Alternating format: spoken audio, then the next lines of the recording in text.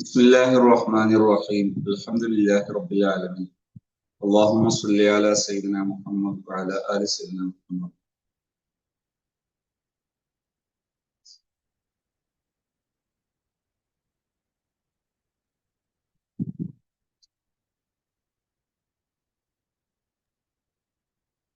നമുക്ക് തുടങ്ങാം എന്ന് കരുതുന്നു.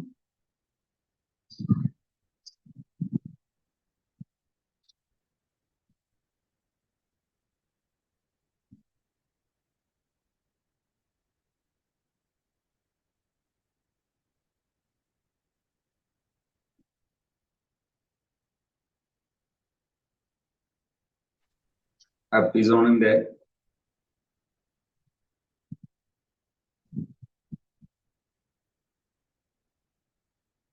ശബ്ദം ക്ലിയർ ആണല്ലോ അല്ലേ?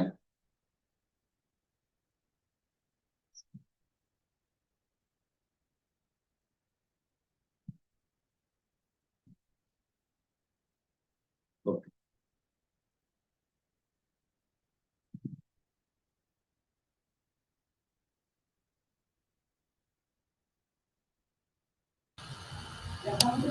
ഓക്കെയാണ് ഇൻഷാ അല്ലാഹ്.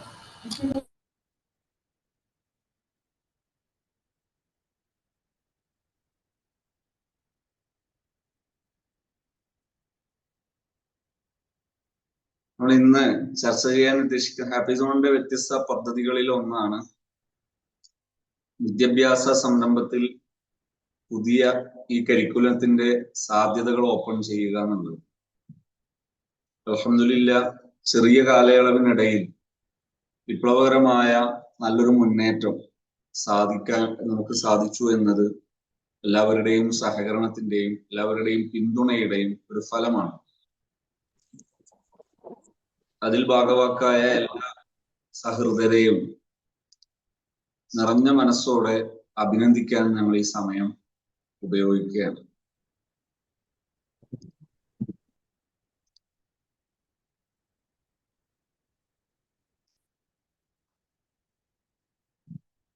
സ്കൂൾ ഓപ്പൺ ചെയ്യുന്ന സമയത്ത് ഈ പ്രാവശ്യം ഒരു പ്രത്യേക സാഹചര്യം നമുക്ക് കാണാൻ പറ്റും. ഒന്ന്, സർക്കാർ തന്നെ പുതിയൊരു നിർദ്ദേശം മുന്നോട്ട് വെച്ചിരിക്കുകയാണ്. എന്താണ്? ആദ്യത്തെ ഏതാനും ദിവസങ്ങൾ നേരെ ക്ലാസ് എടുക്കുന്നതിന് പകരം കുട്ടികളുമായി ഇണങ്ങാനും കുട്ടികളെ പരിചയപ്പെടാനും കുട്ടികൾക്ക് മൂല്യങ്ങൾ നൽകാനും കൂടുതൽ സമയം കണ്ടെത്തുക, പാഠങ്ങൾ പഠിപ്പിക്കുക എന്നത് തൽക്കാലം ഈ ദിവസങ്ങളിൽ മാറ്റിവെക്കുക എന്ന ഒരു കാഴ്ചപ്പാട്. അങ്ങനെ ഒരു സാഹചര്യത്തിലാണ് ഇപ്പൊ നമ്മൾ ഈ ചർച്ചയ്ക്ക് മുതിരുന്നത്, ഈ ഒരു വിഷയങ്ങളൊക്കെ ചർച്ച ചെയ്യുന്നത്. ഇവിടെ വിദ്യാഭ്യാസ സംവിധാനത്തിന് ഉണ്ടാകേണ്ട മൂല്യങ്ങൾ നാം മനസ്സിലാക്കുന്നതോടൊപ്പം പൊതുവിൽ രക്ഷിതാക്കളായ നമുക്ക് മക്കളുടെ വിഷയത്തിൽ എന്തൊക്കെ ചെയ്യാം എന്നത് ചിന്തിക്കേണ്ട ഒരു സമയം കൂടിയാണ്.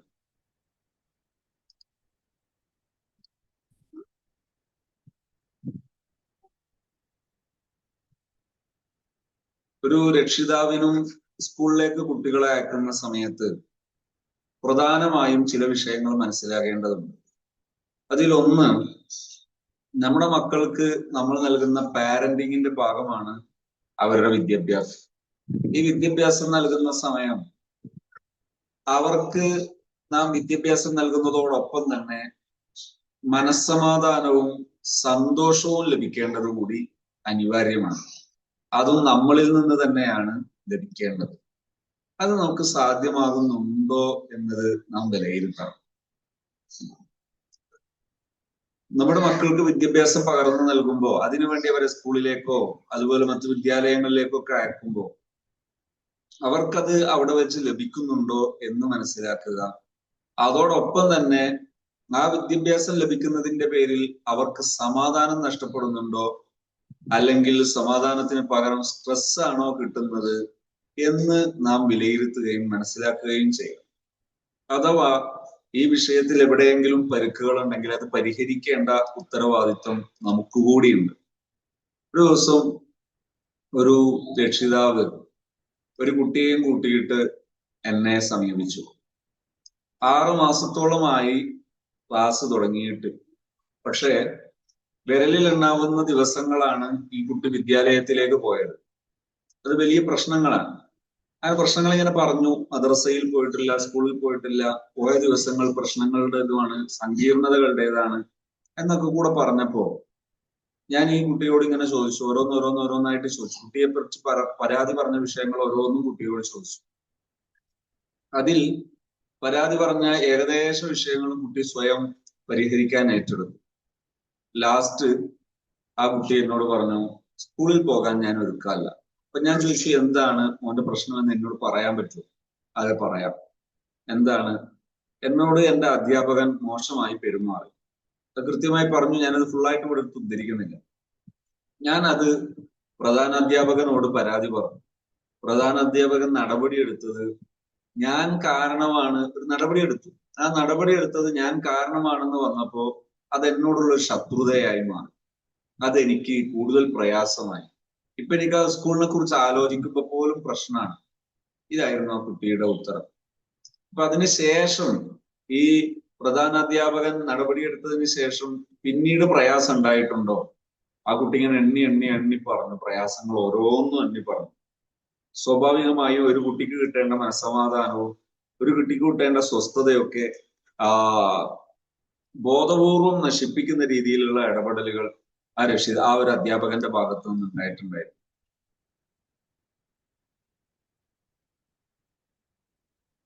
അപ്പോ ഞാനത് പരിശോധിച്ചു. കുട്ടി പറയുന്നത് ശരിയാണോ? കുട്ടി പറയുന്നിടത്ത് എവിടെയെങ്കിലും പ്രശ്നമുണ്ടോ? കുട്ടി പറയുന്നത് കൃത്യമാണെന്ന് എനിക്ക് ബോധ്യപ്പെട്ടപ്പോ ഞാൻ അതിന് പരിഹാരം ഉണ്ടാക്കേണ്ട വഴികൾ പറഞ്ഞുകൊണ്ട്.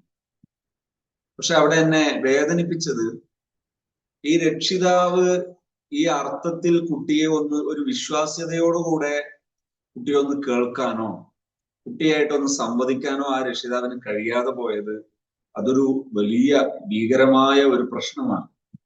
ഞാൻ പറയുമ്പോൾ ചിലപ്പോഴെങ്കിലും രക്ഷിതാക്കൾക്ക് ഉണ്ടാകും, കുട്ടികൾ പറയുന്ന കാര്യങ്ങളൊക്കെ എടുത്താൽ പ്രശ്നമല്ലേ? ശരിയാണ്.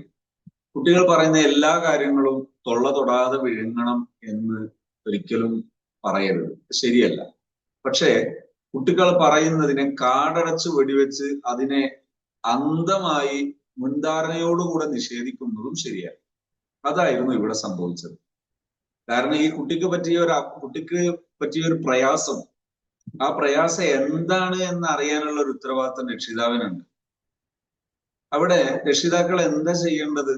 ഇപ്പൊ ചിലപ്പോഴൊക്കെ അധ്യാപകരുടെ ഭാഗത്തു നിന്നൊക്കെ ചെറിയ പ്രയാസങ്ങളോ ചെറിയ തെറ്റുകളോ ഒക്കെ സംഭവിച്ചാൽ അതിന്റെ പേരിൽ വിദ്യാഭ്യാസ സംവിധാനത്തെ അവമതിക്കുകയോ അധ്യാപകരെ ഇൻസൾട്ട് ചെയ്യുകയോ ഒന്നും ചെയ്യേണ്ടതില്ല. പക്ഷേ ആ കുട്ടിയുടെ അവകാശം സംരക്ഷിക്കാൻ വേണ്ടി വളരെ നിലവാരമുള്ള രീതിയിൽ ഇടപെടാൻ നമുക്ക് കഴിയും. അത് നമുക്ക് കഴിയണം. ഒരു വിദ്യാഭ്യാസ സ്ഥാപനത്തിലേക്ക് പോകുമ്പോൾ ആ കുട്ടിയുടെ വേദന അറിയാനും ആ വേദന അറിഞ്ഞ് കുട്ടിയെ സപ്പോർട്ട് ചെയ്യാനും രക്ഷിതാക്കൾക്ക് കഴിയണം. വിദ്യാഭ്യാസത്തിലേക്ക് പോകുമ്പോൾ ചില രക്ഷിതാക്കളൊക്കെ കുട്ടികളെ ഭയപ്പെടുത്താൻ വിദ്യാഭ്യാസ സംവിധാനത്തെ ഉപയോഗിക്കുന്നത് കാണാം. ഞാൻ ടീച്ചറോട് പറയും, അല്ലെങ്കിൽ ഉസ്താദിനോട് പറയും. അത്തരം പ്രയോഗങ്ങളോ അത്തരം സമീപനങ്ങളോ ശരിയല്ല. വിദ്യാലയവും അതുപോലെ വിദ്യ നുകർന്നു നൽകുന്ന ഗുരുനാഥന്മാരും ഭയപ്പെടുത്താനുള്ള ഉപകരണമല്ല. മറിച്ച് അവർ ആശ്രയത്വത്തിന്റെ കേന്ദ്രമാണ്. അവർ അഭയത്തിന്റെ കേന്ദ്രമാണ്. ഒരു തെറ്റ് സംഭവിച്ചു പോയാൽ, ഒരു പ്രയാസം നേരിട്ടാൽ, ഒരു വിഷമം നേരിട്ടാൽ നമ്മുടെ വിദ്യാർത്ഥികൾക്ക് ആശ്രയിക്കാനുള്ള, അഭയം തേടാനുള്ള ഇടമാണ് സത്യത്തിൽ അധ്യാപകർ, ഗുരുനാഥർ എന്ന് പറയുന്നത്. ആ ഒരു അർത്ഥം അത് നമ്മൾ പകർന്നു നൽകണം. അല്ലാതെ ഭയപ്പെടുത്താൻ ആരോ ഉപയോഗിക്കരുത്. നമ്മൾ അധ്യാപകരെയോ വിദ്യാലയത്തെയോ ഉപയോഗിക്കരുത്. വിദ്യാലയത്തിലേക്ക് പോകുന്ന സമയത്ത് അവർക്ക് അവരുടെ അവകാശങ്ങൾ ലഭ്യമാകുന്നുണ്ടോ, അവരുടെ സ്വസ്ഥത അവർക്ക് ലഭിക്കുന്നുണ്ടോ, അല്ലെങ്കിൽ അത് നഷ്ടപ്പെട്ടു പോകുന്നുണ്ടോ എന്നത് വിലയിരുത്താനും നമുക്ക് പറ്റണം. അതിന് പ്രധാനമായും നമ്മൾ ചെയ്യേണ്ടത് വിദ്യാലയത്തിലേക്ക് പോകുന്ന സമയത്ത് കുറെ ഭാരങ്ങൾ അടിച്ചേൽപ്പിക്കുന്ന ഒരു സമീപന രീതി വരരുത്.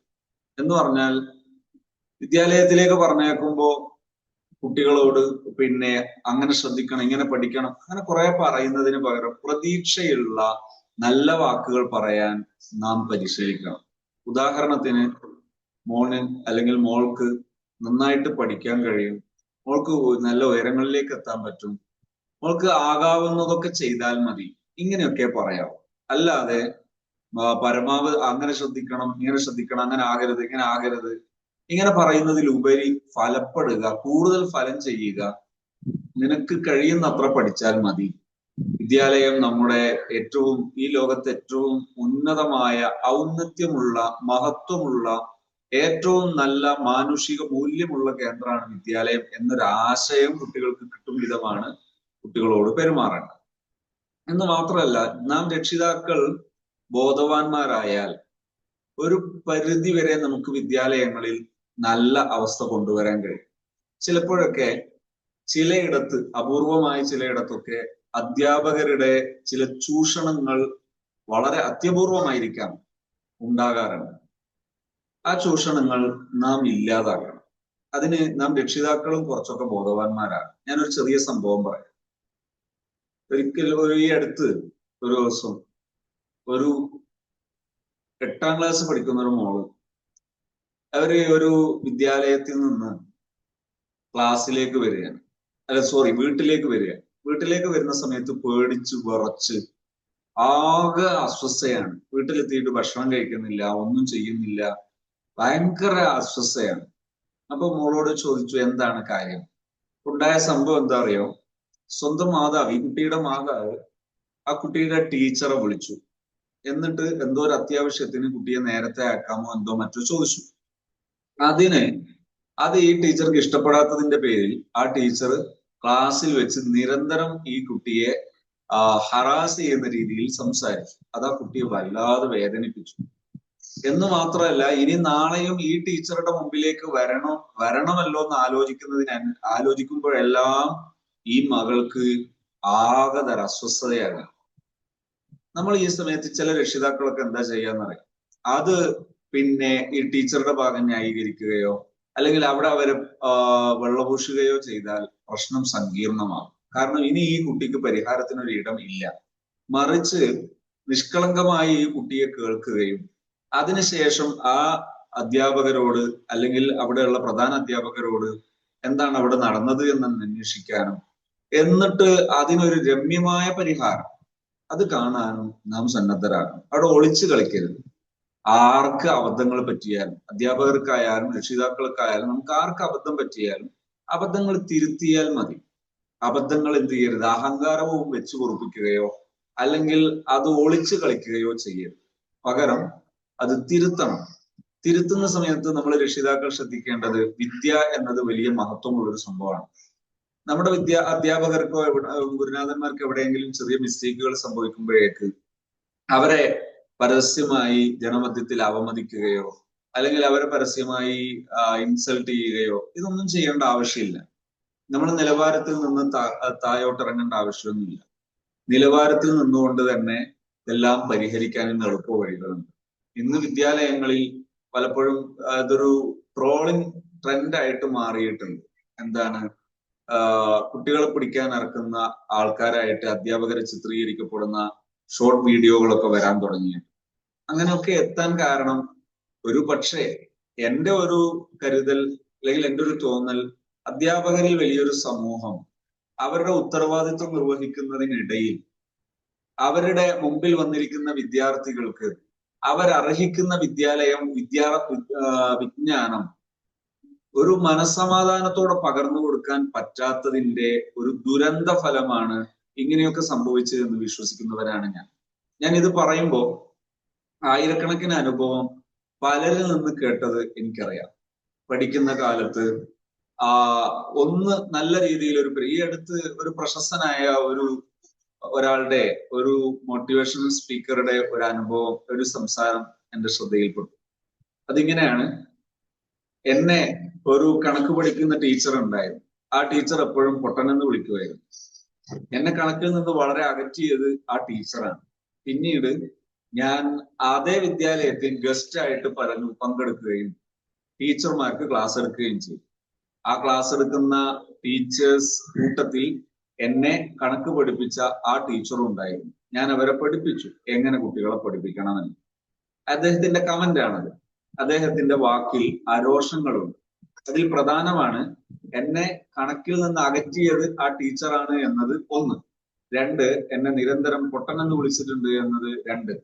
ആ പൊട്ടനെന്ന് വിളിച്ച ടീച്ചർ ഇപ്പോഴും ഉള്ളത് വളരെ ഒരു താഴ്ന്ന ലെവലിലാണ്. ആ ടീച്ചറുടെ എത്രയോ മേലെയാണ് പൊട്ടനെന്ന് വിളിക്കപ്പെട്ട ആള്. ഇങ്ങനെ ഒരു പശ്ചാത്തലം പലപ്പോഴായിട്ട് സമൂഹത്തിൽ നിലനിൽക്കുന്നുണ്ട്. ഇത്തരം അബദ്ധങ്ങൾ തുടരാൻ പാടില്ല. അധ്യാപക സമൂഹം ഉയർന്ന നിലവാരത്തിലേക്ക് വരണം.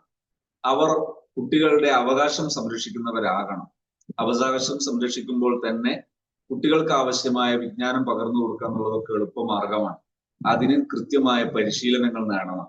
കൃത്യമായ പരിശീലനം നേടിയാൽ നമ്മുടെ മക്കൾക്ക് അവരെ അപമതിക്കാതെ, അവരെ ഇൻസൾട്ട് ചെയ്യാതെ തന്നെ മൂല്യങ്ങൾ പകർന്നു കൊടുക്കാൻ നമുക്ക് കഴിയും എന്നത് വലിയ ഒരു സത്യമാണ്. അതുകൊണ്ട് തന്നെ ഇൻഷാ അല്ലാഹ് നമ്മളത് ഉൾക്കൊണ്ടാൽ നല്ല രക്ഷിതാവാകാൻ നമുക്ക് കഴിയും.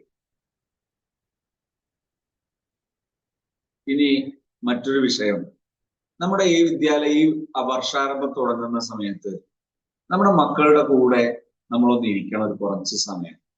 മക്കളുടെ കൂടെ ഇരുന്നിട്ട് ആ മക്കളോട് നമ്മൾ ചർച്ച ചെയ്യണം. ഈ വർഷം എത്രാം ക്ലാസ്സിലാണ് എൻ്റെ മോള് പഠിക്കുന്നത്? നാം എന്തൊക്കെ നേട്ടങ്ങളാണ് നേടാൻ പോകുന്നത്? ഈ വർഷം എന്തൊക്കെ നേട്ടങ്ങൾ നമ്മൾ നേടും? ഏതൊക്കെ തലങ്ങളിലാണ് ഈ വർഷം എങ്ങനെയൊക്കെയാണ് പഠിക്കാൻ പോകുന്നത്? സാധാരണ പഠനത്തിൽ നമ്മൾ നേരിടുന്ന പ്രതിസന്ധി എന്താണ്? ഈ വർഷം അങ്ങനെ ഒരു പ്രതിസന്ധി നേരിട്ടാൽ നമ്മൾ എന്തൊക്കെ പരിഹാരങ്ങളിലേക്ക് പോകും? ഇത്തരം വിഷയങ്ങളൊക്കെ നമ്മളെ മക്കളുമായി നമ്മൾ ഇരുന്ന് സംസാരിക്കണം. ഭാരങ്ങൾ അലിച്ചേൽപ്പിക്കുന്നതിനേക്കാൾ അവർ ഉയരാൻ സാധ്യത ഉണ്ടാവുക പിന്തുണ നൽകുമ്പോഴാണ്. ഞാൻ പലപ്പോഴായിട്ട് ഉദ്ധരിക്കാറുള്ള ഒന്നാണ് ഹാൻഡിൽ വിത്ത് കെയർ എന്ന പുസ്തകം. സിപ്പി വർക്കിയുടെ ഒരു പുസ്തകമാണ്. അതിലെ ഒരു സംഭവം കാണാം. ഒരു പിതാവ് തന്റെ മകനോട് പറയാണ്, മോനെ, നീ ഒരു ആവറേജുകാരനാണ്, ഇന്റലിജന്റ്. നിനക്ക് നിന്റെ ആ ഉള്ള ബുദ്ധിക്കനുസരിച്ച് പഠിച്ചാൽ മതി. നിന്റെ അച്ഛനായ എനിക്ക്, നിന്റെ പിതാവായ എനിക്ക് നിന്നെ എപ്പോഴും സപ്പോർട്ട് ചെയ്യാൻ കഴിയും. എനിക്ക് നിന്നെ ഇഷ്ടമാണ്. നീ വലിയ ഉന്നതനായാലും വലിയ മാർക്കുകൾ നേടിയാലും ചെറിയ മാർക്ക് നേടിയാലെല്ലാം എനിക്ക് നിന്നെ ഇഷ്ടമാണ്. നീ എൻ്റെ മകൻ തന്നെയാണ്. അതുകൊണ്ട് നിനക്കാകാവുന്ന അത്രയൊക്കെ അധ്വാനിച്ചാൽ മതി. ഈ വാക്കാണ് അദ്ദേഹത്തെ, ആ മകനെ പഠിച്ചു ഉയരാൻ, ആവറേജിന് താഴെയാണെന്ന് വിലയിരുത്തപ്പെട്ട മകനെ പഠിച്ചു ഉയരങ്ങളിലെത്താൻ പ്രേരിപ്പിച്ചു. എന്ന് മാത്രമല്ല, പിന്നീട് അദ്ദേഹം ഡോക്ടറാകാൻ വേണ്ടി, ഉയർന്ന പഠനത്തിന് വേണ്ടി, ബിരുദ പഠനത്തിന് വേണ്ടി പുറത്തേക്ക് പോകുന്ന സമയത്ത് ആ പിതാവ് പറഞ്ഞ വാക്ക് ഇങ്ങനെയായിരുന്നു: മോനെ, നീ പോകുന്നത് ഒരു 400-450 കിലോമീറ്റർ അകലെയുള്ള ഒരു പ്രദേശത്താണ്. നീ പോകുന്ന ആ സ്ഥാപന പരിസരത്ത് പലപ്പോഴായി അദ്ദേഹം മെഡിക്കൽ വിദ്യാർത്ഥിയാണ്. ആ ഫീൽഡിൽ ലഹരി ഉപയോഗം സർവ്വസാധാരണമാണ്. നിനക്ക് അങ്ങനെ വല്ല മിസ്റ്റേക്കും പറ്റിയാൽ നിനക്ക് എന്നെ സമീപിക്കാം, ഞാൻ നിന്നെ സപ്പോർട്ട് ചെയ്യും. എന്ന് പറഞ്ഞാൽ നിന്നെ സംരക്ഷിക്കാനും നിനക്ക് അത്തരമൊരു അബദ്ധങ്ങളിൽ നിന്ന് കരകയറാനും നിന്റെ കൂടെ നിൽക്കാൻ ഒന്നാം വ്യക്തിയായി ഞാൻ ഉണ്ടാകും. ആരെക്കാളും അതിന് സാധ്യമാകുന്നത് നിന്റെ പിതാവിനെ തന്നെയാണ്. അതുകൊണ്ട് അത്തരൊരു അബദ്ധം പറ്റിപ്പോയാൽ നിനക്ക് എന്നെ സമീപിക്കാം. അദ്ദേഹം പിന്നീട് പറയുന്നത് കാണാം, ഡോക്ടറായി ഇറങ്ങിയതിന് ശേഷം എൻ്റെ റൂമിൽ താമസിച്ചിരുന്ന എൻ്റെ സഹപാഠികൾ, അവരിൽ പലരും കഞ്ചാവ് അടിക്കുന്നവരായിരുന്നു. പക്ഷേ ജീവിതത്തിൽ ഒരിക്കൽ പോലും ഞാൻ അത് ഉപയോഗിക്കാതിരിക്കാനുള്ള കാരണം എൻ്റെ പിതാവിന്റെ ആ ഒരു വാക്കായിരുന്നു. എൻ്റെ റൂമിൽ താമസിച്ച പലരും ഒരു സെമസ്റ്റർ 4 തവണയൊക്കെ എഴുതിയവരുണ്ട്. പക്ഷെ ഒരു സെമസ്റ്റർ പോലും ഞാൻ പരാജയപ്പെട്ടിട്ടില്ല. അതിന്റെ കാരണം എൻ്റെ പിതാവിന്റെ വാക്കിന്റെ ഊർജമാണ്. ആ ഊർജം എന്തായിരുന്നു? നീ നന്നായിട്ട് പഠിക്കണം എന്നല്ല പറഞ്ഞത്. അവിടെയൊക്കെ അബദ്ധങ്ങളുടെ സാധ്യതകൾ ഉണ്ട് എന്നും നീ ആ അബദ്ധങ്ങളിൽ ചെന്ന് ചാടരുത് എന്നല്ല ആ പിതാവ് പറഞ്ഞു.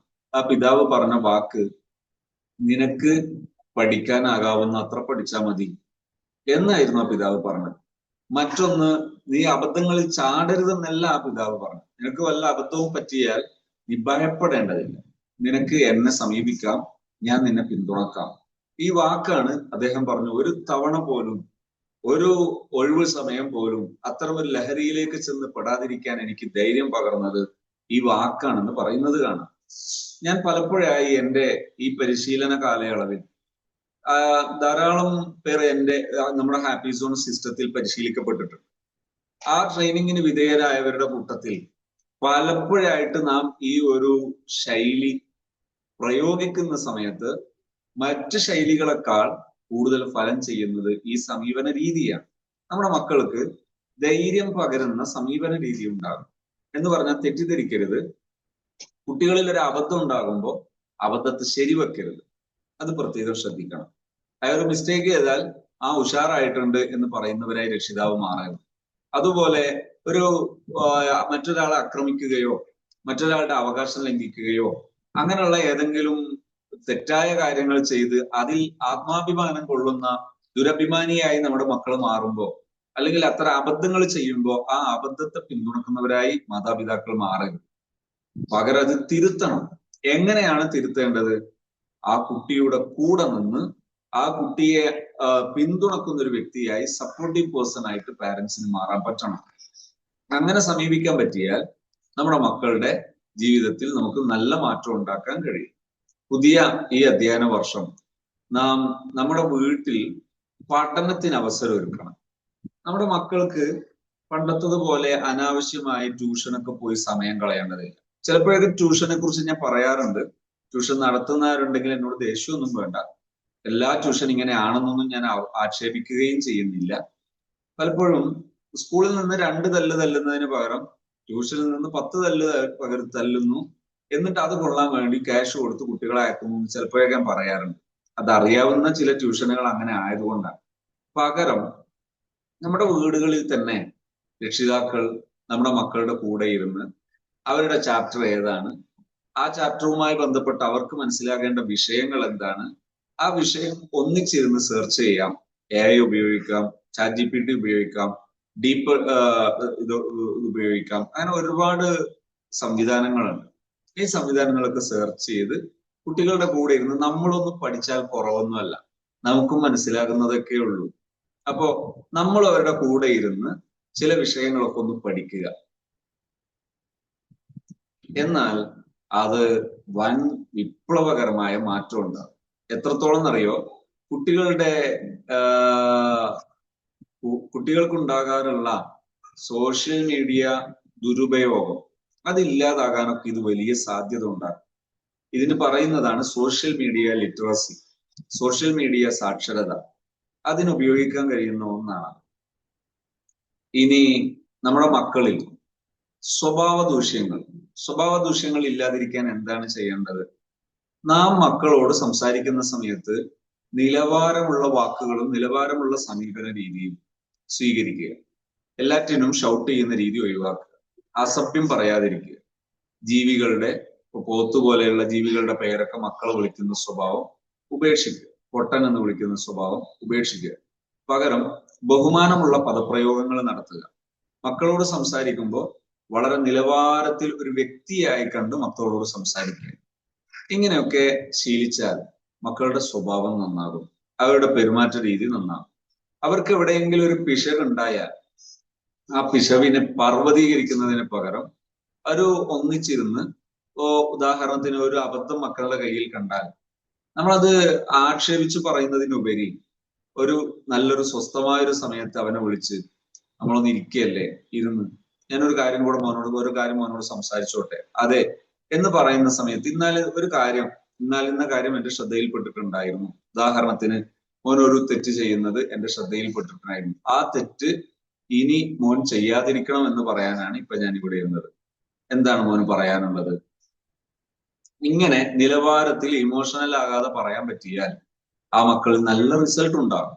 സ്വഭാവ രൂപീകരണത്തിന് ഏറ്റവും നല്ല സമീപന രീതിയാണ് ക്വാളിറ്റി ടൈം എന്ന് പറയുന്നത്.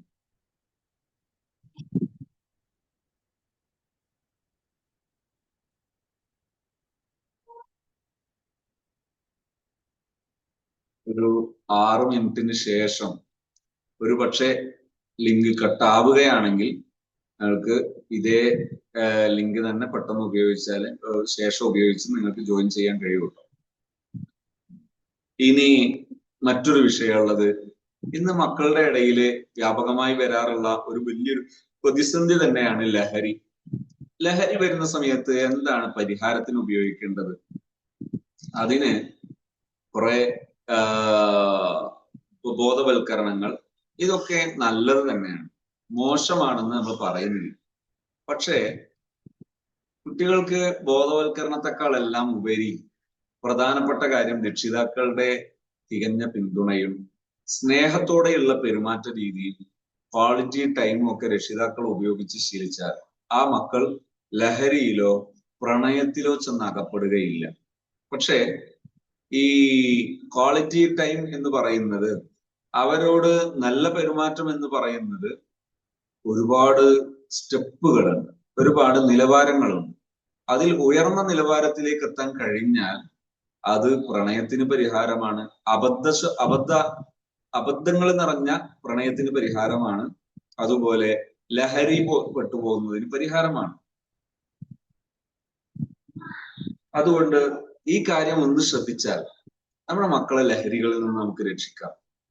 ഇനി വേണ്ടത് വീട്ടിൽ ആസ്വാദനങ്ങൾ വേണം. വീട്ടിൽ മക്കൾ വരുന്ന സമയത്ത് വരുമ്പോ തന്നെ ഇന്നെന്തേ കുഴപ്പമുണ്ടാക്കിയിട്ടുണ്ടോ അങ്ങനെ ചോദിക്കുന്ന രക്ഷിതാവ് ആകരുത്.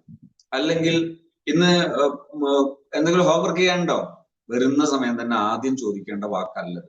ആദ്യം മോൻ വന്നല്ലോ, സന്തോഷം എന്ന് പറഞ്ഞ് മോനെ സ്വീകരിക്കുന്നു, അല്ലെ മോളെ സ്വീകരിക്കുന്നു. മോളെ എന്തൊക്കെയായിരുന്നു, ഉഷാർ തന്നെ ആയിരുന്നു ഇന്ന്. അല്ലാതെ ഇന്ന് ഈ ഒരു ഇൻവെസ്റ്റിഗേഷൻ ചോദ്യം ചോദിക്കുന്നതിന് പകരം ഒരു സന്തോഷിപ്പിക്കുന്ന ചോദ്യം, ഇന്ന് തന്നെ ആയിരുന്നോ, എന്തൊക്കെയായിരുന്നു മോളെ വിശേഷം, മോന്റെ വിശേഷം എന്ന് ചോദിക്കുന്ന ഒരു മനോഭാവം, ഒരു സമീപന രീതി, അത് നാം കൈക്കൊള്ളേണ്ടതുണ്ട്.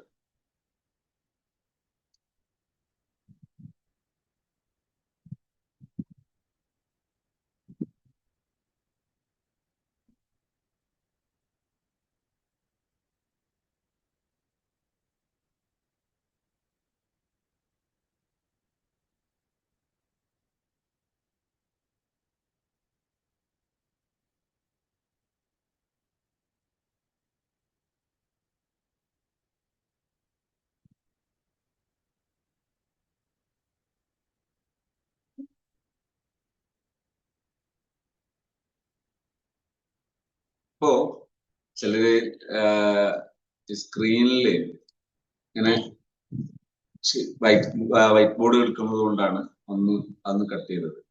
സ്ക്രീനിൽ അങ്ങനെ ചെയ്യാതിരുന്നാൽ കൂടുതൽ ഉപകാരം. അപ്പോ ലഹരിയിൽ പെടാതിരിക്കാൻ ഈ സമീപന രീതിയാണ് വേണ്ടത്. മൊബൈൽ അഡിക്ഷൻ മാറ്റാൻ വേണ്ടി ചെയ്യേണ്ടത് 2 കാര്യമാണ്. ഒന്ന്, മൊബൈൽ നൽകാതിരിക്കുക. 2, മൊബൈൽ നൽകാതിരിക്കുക. 2, മൊബൈലിൽ ഉപയോഗിക്കാനുള്ള, പഠനത്തിന് വേണ്ടി ഉപയോഗിക്കാനുള്ള സാധ്യതകൾ അത് പരമാവധി ഉപയോഗിക്കുന്നത് ശീലമാണ്. നമുക്ക് പഠനത്തിന് വേണ്ടി ഉപയോഗിക്കാവുന്ന ആ ശീലങ്ങൾ അത് കൂടുതൽ പതിവാക്കുക. പഠനത്തിന് വേണ്ടി ഉപയോഗിക്കുന്ന ശീലം വർദ്ധിപ്പിക്കുക. മറ്റൊന്നാണ്, മക്കൾ പഠിക്കുന്നതിനെ കുറിച്ച്, മക്കൾ പഠിക്കുമ്പോൾ എവിടെയെങ്കിലും പ്രയാസം നേരിടുന്നുണ്ടെങ്കിൽ നിർബന്ധിച്ച് പഠിപ്പിക്കുന്നതിന് പകരം നല്ലൊരു വിദഗ്ധനെ ഇടക്കൊന്നും കൊണ്ടുപോയി കാണുക. അതിന് എത്ര ക്യാഷ് ചെലവായാലും അതിനൊരു പ്രയാസം കാണരുത്. എന്നിട്ട് കണ്ടിട്ട് അന്വേഷിക്കണം, എന്താണ് എൻ്റെ മകന് വിഷയമുള്ളത്, അവന്റെ പഠനം ഒന്ന് എളുപ്പമാകാൻ ഞാൻ എന്തൊക്കെ ചെയ്യണം. ഇത് നമ്മൾ അന്വേഷിക്കുകയും മനസ്സിലാക്കുകയും ചെയ്യണം. അപ്പോ മക്കൾ പഠിക്കുന്നത് ഇഷ്ടത്തോടെയും താല്പര്യത്തോടെ ആണോ എന്ന് നോക്കണം. താല്പര്യം കുറവുണ്ടെങ്കിൽ, ഒരു മടി നേരിടുന്നുണ്ടെങ്കിൽ അവിടെ അതിനൊരു കാരണം ഉണ്ടെന്ന് മനസ്സിലാക്കുകയും ആ കാരണം പരിഹരിക്കുകയും ചെയ്യണം. അത് നേരെ ഒരു പക്ഷേ രക്ഷിതാക്കളായ നമുക്ക് സാധിച്ചില്ലെന്ന് വന്നേക്കാം. അങ്ങനെ സാധിക്കാത്ത പക്ഷം നമ്മൾ എന്ത് ചെയ്യണം? ഏറ്റവും ചുരുങ്ങിയത് അതറിയാവുന്ന ഒരാളെ സമീപിക്കാനുള്ള ഒരു മനസ്സെങ്കിലും നമ്മുടെ ഭാഗത്തുനിന്നുണ്ടാകണം. അങ്ങനെ ആകുമ്പോൾ അതിന് നല്ലൊരു പരിഹാരം ഉണ്ടാകും. വളരെ എളുപ്പം നമുക്കത് പരിഹരിക്കാൻ കഴിയും. അതുകൊണ്ട് ഈ കാര്യം നമ്മൾ ജസ്റ്റ് ഒന്ന് ശ്രദ്ധിച്ചാൽ ഒരുപാട് വിഷയങ്ങൾക്ക് ആശ്വാസം ഉണ്ടാകും. പിന്നൊന്ന്, ഏത് പ്രശ്നം പരിഹരിക്കുമ്പോഴും മക്കളെയും കൂടി ഉൾപ്പെടുത്തുക, അവരോട് അഭിപ്രായം ചോദിക്കുക, അവരോട് അവരുടെ താല്പര്യം എന്താണെന്ന് അന്വേഷിക്കുക, അവരെ ഒരു വ്യക്തിയായി കണ്ട് അവരോട് സംസാരിച്ച് ശീലിക്കുക. ഇതൊക്കെ കൊച്ചുനാളിലെ, പ്രത്യേകിച്ച് മുതിർന്നു വരുമ്പോഴൊക്കെയാണ് മക്കളെ കുറിച്ച് വല്ലാതെ പരാതി ഉണ്ടാകും. ദുസ്വഭാവമാണ്, സ്വഭാവ ദൂഷ്യമുണ്ട് എന്നൊക്കെ പറയാം. അപ്പോഴാണ് എന്താണ് അതിന്റെ ശരിയായ പരിഹാരം? അവർ മുതിരുന്നതിനനുസരിച്ച് അവരെ വ്യക്തികളായി കണ്ട് ഒരു 9 വയസ്സാകുമ്പോഴേക്ക് 9-10 വയസ്സാകുമ്പോഴേക്കൊക്കെ മക്കളെ വ്യക്തിയായി കാണണം. ഉത്തരവാദിത്തങ്ങളൊക്കെ അവരെ താല്പര്യപൂർവ്വം അവർക്ക് ഏൽപ്പിച്ചു കൊടുക്കുകയും അതിന് പിന്തുണ നൽകുകയും ചെറിയ മിസ്റ്റേക്കുകൾ പറ്റുമ്പോൾ ശിക്ഷിക്കുന്നതിനേക്കാൾ കൂടുതൽ അവരുടെ അധ്വാനങ്ങൾ അംഗീകരിക്കുക, അവരിലെ തെറ്റുകൾ എന്താണ് എന്ന് അവർക്ക് മനസ്സിലാക്കാൻ അവരെ സഹായിച്ചു കൊടുക്കുക, അത് തിരുത്താനുള്ള സഹായം ഓഫർ ചെയ്യുക. ഇങ്ങനെയൊക്കെയാണ് രക്ഷിതാക്കളെ സമീപിക്കേണ്ടത്. ഇങ്ങനെ സമീപിച്ചാൽ നമ്മുടെ മക്കൾ ഉന്നതങ്ങളിലെത്തും. ഞാൻ ഇൻഷാ അല്ലാഹ് ഈ ഒരു സെഷൻ എൻഡ് കഴിഞ്ഞാൽ അടുത്ത സെഷനിൽ ഇതുമായി ബന്ധപ്പെട്ട സംശയങ്ങൾ ഏതുണ്ടെങ്കിലും നിങ്ങൾക്ക് ചോദ്യങ്ങൾ ഉന്നയിക്കാം. നമുക്കൊന്നിച്ച് വിഷയങ്ങൾ ചർച്ച ചെയ്യാം. മക്കളുടെ മനസ്സ്, ആ മനസ്സ് ഏറ്റവും മഹത്വമുള്ള ഒന്നാണ്. അത് നോവിക്കപ്പെടാനുള്ളതല്ല, പകരം അത് സംരക്ഷിക്കപ്പെടാനുള്ളതാണ്, അത് വളരാനുള്ളതാണ്, ഉയരാനുള്ളതാണ്. അവരുടെ ഉയരങ്ങൾക്ക് താങ്ങാകേണ്ടത്, തണലാകേണ്ടത്, തുണയാകേണ്ടത് നമ്മളാണ്. നമുക്കത് അറിയാൻ പറ്റിയാൽ